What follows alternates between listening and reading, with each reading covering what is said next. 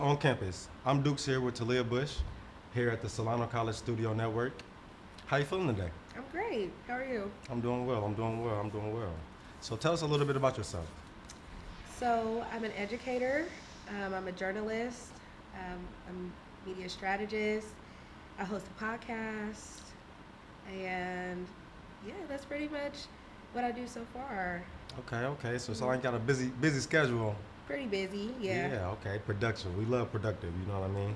Okay, you mentioned you're an educator. When did you know you want to get into education? I didn't actually think I wanted to be in education at all. My mom's a teacher. Okay. Now she's a marriage and family counselor, Oh, and she does work in the juvenile hall system for Okay. the youth. So I started as a parent educator, and to be an parent educator, you have to have a big heart, right? Right. And I just noticed how much I cared for my students. So then I put in for a vocational specialist, which is someone who goes into the classrooms and they help high school students or adult transition students learn how to build a resume, transition into college, okay. learn how to get a job, learn job skills, anything Right. that's vocational, public speaking, things of that nature. So, and I've been doing that about 6 years now. Okay. So I truly like it. Yeah, so it's like you got a hang of it at this Yeah, point. You know at what I mean? this Kind of know point. what you're doing. Yeah. Okay. That's what's up. You know what I mean? And I find it very, very admirable that you're doing things like that for the next generation. Because, Thank you. like, it's very, very humbling to be able to help somebody, let alone somebody younger than you. They don't know. You know what I mean? So, shout out to you for that. Thank you.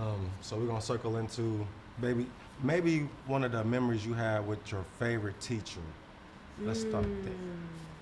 My favorite teacher. Who is my favorite teacher? Uh-oh. Somebody along the way that was like, oh, this is a cool teacher, you know? I'm gonna be honest, and it probably sounds weird and corny, but it really was my mom. Right. Seriously. Well, you grew up with a teacher in the house. So yeah, that was really like that's my favorite teacher. Right. I mean, right. she used to take me with her to class sometimes, and I Okay. used to always, I'm like, Mom, take me to your class. And she was a continuation school teacher. So she's like, Ah. you ain't finna sit around all these bad stuff. Right, Or not right. bad, I don't want to use the word bad, but, like, I was like 8 years old. She's like, why you want to be around these kids? Right, and I'm right. like, because I just like to see you in action. Do I your just thought it was thing. cool. Like, my mama the teacher. Yeah, you so know? again, that is a great answer always to say my mom. You know what I'm saying? So she gonna love that part of the show anyway. Like, yeah, you're her first daughter? No, I'm her second daughter. You're her second daughter, okay. And her so last child. Okay, so second I'm the daughter, baby. last child, the baby. Okay, so her baby is inspired by what she do. She Yeah. definitely love to know that. You know what I mean? For So if sure. you ain't told her, tell her. You know what I mean? Oh, she knows. For sure. Okay. So boom, you from the Bay Area, right? I'm from Fairfield, yes. Fairfield. Okay. So educate me. I'm not from out here, so like Fairfield, is that not considered the Bay? It is, but it's controversial. I literally talked about that on my podcast as well. People love to just say it is or it's not. So but wait, you have a podcast? Yes. Okay. So tell us a little bit about your podcast. My podcast is called Locust Vibe Check. Okay, say it one more time. Locust Vibe Check, Okay. where I highlight artists, entertainment, business owners in the Bay Area. Oh, okay. Because a lot of people, when they hear California, they immediately think LA. Yeah. And although I do work in LA, I still feel like the Bay Area is not highlighted or broadcasted the way that it should be. We have a lot of talent. It's expanding a lot with their businesses, and we have some great stuff come out of the Bay Area, but they don't have a lot of PR firms in the Bay Area like some that I've worked with in LA. Right. And I just feel like if we had that type of system out here, people wouldn't feel obligated to go to LA. Right. They can come to the Bay Right. and, get some game from us too. Most definitely, because I would definitely agree, because there's a lot of things in the world that is Bay Area influenced, but it won't get the recognition of, I got it from the Bay, you know what I mean? So I They definitely never want to understand give us our credit. so we got to go take it, you know? Yeah. That's one of them things you got to do, but that sounds amazing, though. So with your educational journey, you know what I mean? Because you had to be a student to become an educator, you know what I mean? So, like, what's one of the challenges that you faced and that you are trying to alleviate for the next person, meaning like, all right, so I know studying for this type of test, this helped me, so let me do this, or this didn't help me, so let me not do this. You get what I Yeah. mean? As it pertains to the professor or teacher that you had. So is there anything like lessons in that regard that you have? I think every day. I can give a personal experience that just happened today. Okay. So I have my students complete a career research project, right? Right. And I work with a lot of athletes, you know. So one of my football students, he's like, kind of a little bit like what you said. I'd rather play football in front of a stage because I was like, how are you so afraid to do your presentation? But I'm comfortable public speaking, you know. So I kind of also had to understand where he's coming from.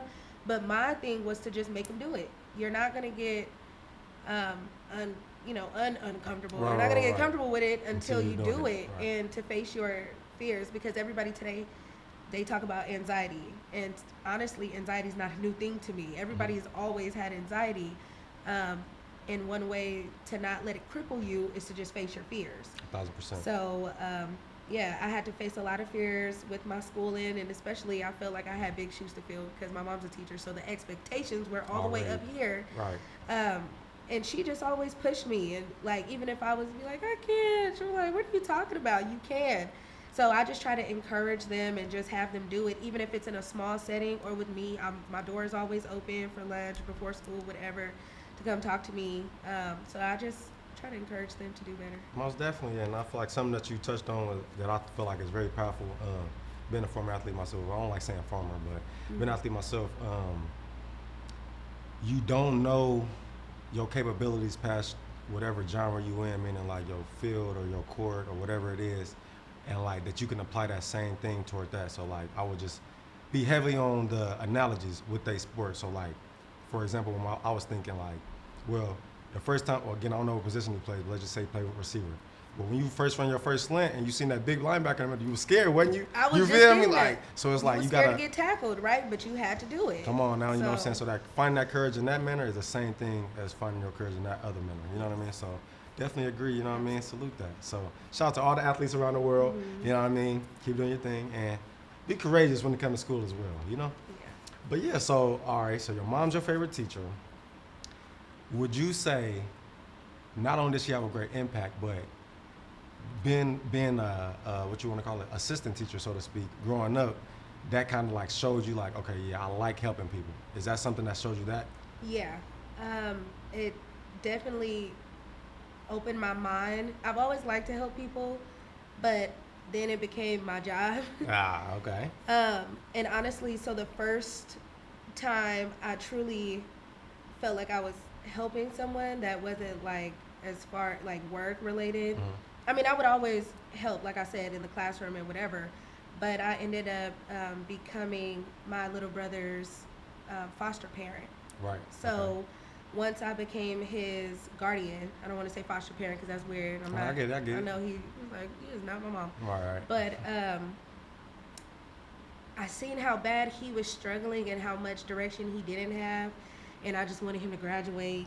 And so I had just moved into this position. So I was like, I'm going to use all the resources I have to help him, which opened the door for me to start helping others who are in foster youth, who don't have a counselor or who they don't know the resources that they could have, and, you know, just that type of thing. So well, you supposed to wait. But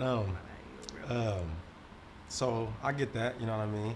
We're going to circle toward like a little bit deeper on the sibling, family member aspect of it, right? So like being in education, you see the deficiencies that we have pertaining to our community and like the lack of resources that we have.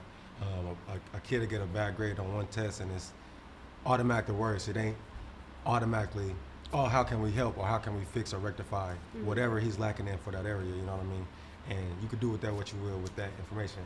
But how do you balance that? Like, you got little cousins, nieces and nephews, little brothers and sisters, to where it's like, I know you struggling. You know what I'm saying? Whether you getting A's and B's or not, I know you struggling in some kind of way or form or fashion. So like, how much does that impact you in your decision making or how you teach, educate? You know what I mean? So it's like, yeah.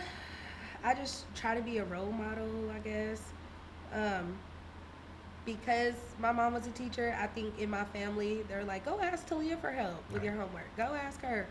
And it was like, at first, it would be like, okay, I didn't, I'm gonna help, but I didn't realize how much of an impact it was until I got older, and just hearing my family's thoughts about my Wait, so reverse it then. How do you feel like hearing that as your younger cousin or your little niece? Like, go ask your auntie or go ask your cousin. You know what I mean? Like, how do you feel like they proceeded? Do you feel like they was like, all right, or do you feel like they was hesitant? Because again, not feeling adequate or smart. They definitely run. They don't care. Okay, they I run love into that. it. They love that. I love Especially that. my niece. Okay. Yeah, they don't. Maybe my nephew's a little more hesitant, but he just doesn't like to ask anybody for anything. Exactly. Especially as black men, we do that. Yeah, he just doesn't like to ask any. So he gets more for me because he don't ask. Exactly. But I don't know who gets more. But yeah, now my you niece, know what I'm saying? my niece, she don't hesitate. She does not hesitate to ask. I wouldn't be surprised if my phone would be ringing in 5 seconds with her asking me. I got this algebra equation. Nah. Yeah, so yeah, we helped her get into school at Solano here. Okay. And not just, I don't want to just make it seem like I just only help my family, but I just That's noticed that everyone in their family needs someone like me 100%. that can just bridge that gap between what's going on at home and understanding really what they come from and what they have going on, and being like, you know what, you have these resources and I'm not going to give up on you. So, and not saying other teachers do, I don't know what they do, but me, I just feel a little bit deeper because they are my family. Awesome. But I take that passion with me to class anyway. Amen to that. I feel like that with all my students. You can't be passionate in no other area if you ain't passionate there. You know what I'm saying? Yeah. So I definitely agree, and I appreciate that. And I'm sure they do as well. Whether they say it, acknowledge it or not, they do, So we're going to pivot a little bit. We're going to talk about this podcast again. Oh, of course. All right, so like with the journalistic background that you have, as far as interviewing people and getting to know people, what's your fondest memory in the space? And give me one of the most challenging things that maybe your audience don't know. You can go which way first, either which way. So my fondest memory was, I think, at the beginning when I first had my internship with the Hard Rock Cafe in Las Vegas. I was going to UNLV, and I was in the journalism program at the Greenspun building. And they just threw me into the fire. Fire. Get to it. You're going to do this interview with these people who happen to be celebrities. And I didn't even have a question written down. I had no idea what I was going to talk about. I know the feeling. But yeah. It's a little bit, yeah. So I just was really nervous, but it's one of my best memories because that's what made me realize I literally can do this. And I always tell people I don't think I've ever been a shy person, but everyone sometimes struggle with their confidence, but that like boosted my confidence. Amen to that, yeah. They say fake it till you make it. Hey, so I was like, and I did that. Heard that. So ever since then, I've always just followed the media path, and I was just blessed for a whole bunch of other opportunities. Got you. And you said that threw you in the fire. Like, who did you have to interview? I had to interview P&B Rock. Rest in peace. Dylan and Dakota Gonzalez. Okay. Someone named Money Mozzie and Laser. So they were. These are artists. These were artists. Okay. So that's why my lane is usually like entertainment and music. Got you. So, but because I was already knowledgeable of who he was, the questions just kind of flew. Yeah. Most definitely. My first thing I would have said, I done been too many years. What? I would have to get in my bag real quick. That's my joint by him that I know for sure. You know what I'm saying? Him and Kodak, they did their thing. But yeah, I get that. That's what's up. What's up. Yeah, but I've only done my podcast for, I think it's 5 months now. Okay. So it's within that 5 months of, putting on my own production, because I was doing podcasts for an internship or with, here at Solano or something like that. Once I put my own resources and money and everything into my own production, I've started to get so many more opportunities. And that's why I've been doing a lot of work in LA. Right. That's amazing, man. And salute to you. Congratulations to you. Thank you. Said, you 5 months in and you getting straight to it. You know what I'm saying? Sure. So we're gonna circle back to that question of what's the most challenging thing you had to face in this space?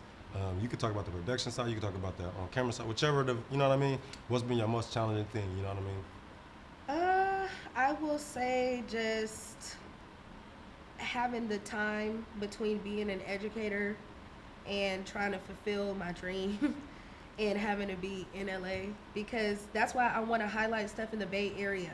There's a lot of stuff that goes on in the Bay Area, but LA is so big that they're like, come on, come on, come on. They were easily ready to pick me up and, oh, we got this for you. Oh, you're invited to TMZ tour.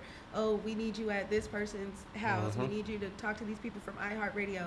Things like that. So we need you to write these articles for these magazines, stuff like that. So I think it was just challenging trying to balance it all, and still, because I have a passion for both. Right. And the passion for media was natural, but the passion for education just grew on me, and I'm good at it, and I love my students. And it's an impact on the immediate level. Yeah. For sure, for sure. So that's why I want to bridge them together, because we also hold a film camp at my school every year. That's amazing. For special needs adults. But we were doing that with John Travolta's brother, with Inclusion Films. But Just now, name drop. I know. Right. You know, but we're not doing that anymore with him because he wants to retire. So I wanted to bring something for my students, and not just only atypical students, typical students as well, because I believe in each one teach one. Of course. And someone who is atypical may know more about cameras than someone that's typical. Right. And the typical person might be good in front of the camera. I'm good in front of the camera, but I'm not good behind the camera. Whereas my students, I showed you one of my students. Amen to that. Delegating is the best. Sometimes the great markers of a leader is how well that person delegates. You know what I'm saying? So if you know this ain't your expert, yeah, exactly. You ain't just your expertise over here, but you know, hey, Jack and Jill is good at that. Exactly. Hit Jack and Jill up. You feel me? It don't cost you nothing, or hurt you nothing. Yeah. I mean, it might cost you a little something, but you know what I mean. You know but what I mean? Or Respect. network. Some people just want to give you an opportunity. You never know. So my biggest goal eventually is to bridge that together, my education and my media, and maybe host like some camps, some academies, some kind of workshops, showcase, things like that. So. That's fire. And I'm aware of it. You can see it, you can think it, you can say it, it can happen. You know what I'm saying? So go ahead and make it happen. You feel me? You did 2 to 3 already, you know? Yeah. So definitely keep handling your business with that. For sure. So we're going to circle with the media aspect of life, right? So on my end, I have a very, very careful pen with how I'm depicting us. So like, I'm curious to other people in the media space, how they view it and how they go about it, right? So like, my question is, how important is representation to you? Like, in the sense of, there's a 13-year-old girl, there's a 7-year-old girl, there's a 20-year-old girl somewhere in the world, and they're consuming your content, consuming who you are as a person. How important is that balance, or do you even notice it? You just go about your life? It's very important to me, for one, because like I said, I have younger nieces, younger cousins that I don't want to say look up to me, but they do. You know? Man, we do. It's good. So I just try to portray myself in the world as someone. I'm a black woman, a journalist, an educator, intelligent.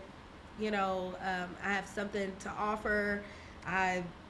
Things of that nature. Like, someone that doesn't know me, they would look at me and kind of already understand, like, oh, she's not playing around, kind of thing. Right.